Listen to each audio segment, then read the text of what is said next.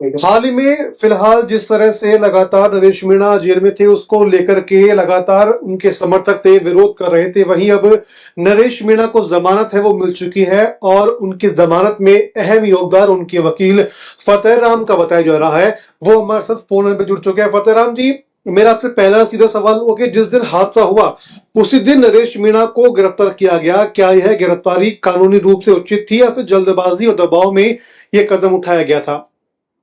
देखिए सर, निश्चित रूप से ये जो गिरफ्तारी की गई थी, जी ये गैर कानूनी थी, क्योंकि जी विरोध करना हर व्यक्ति का अधिकार होता है।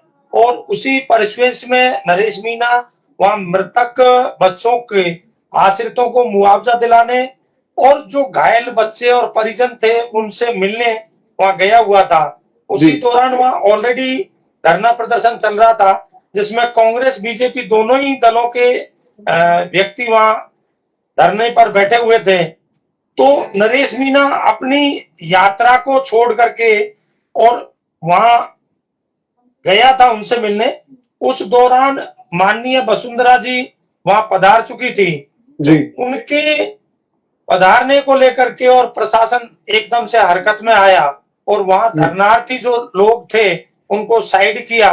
चूंकि नरेश का जिस तरह का विचार और विचारधारा है वो जी थोड़ा सा अग्रेसिव नेचर का है जी और उसी के चलते बाकी के लोग साइड हट गए।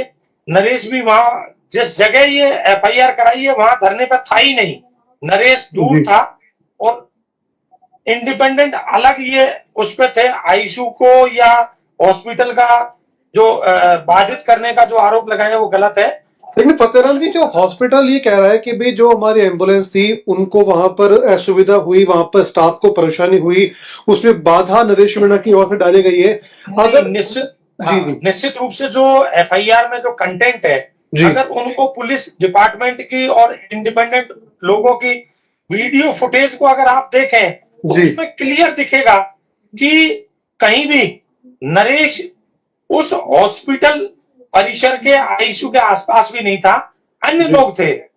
बावजूद इसके नरेश को डिटेन कर लिया और उसमें दूसरे दिन गिरफ्तार कर लिया, तो निश्चित रूप से गलत था। और इसी को माननीय न्यायालय ने आधार मान करके और नरेश की बेल याचिका मंजूर कर ली। ठीक है। सरकार बार बार नरेश की आपराधिक पृष्ठभूमि की बात करती है, आप इसे कैसे खारिज करते हो? जनता को कैसे भरोसा दिलाएंगे कि ये मुकदमे हैं वो राजनीतिक है? देखो, मैं निश्चित रूप से नरेश की जो लिस्ट है, जी टोटल 28 मुकदमों की लिस्ट है। जी 28 मुकदमों में से 13-14 मुकदमों में वो बरी हो चुका है। जी बावजूद उसके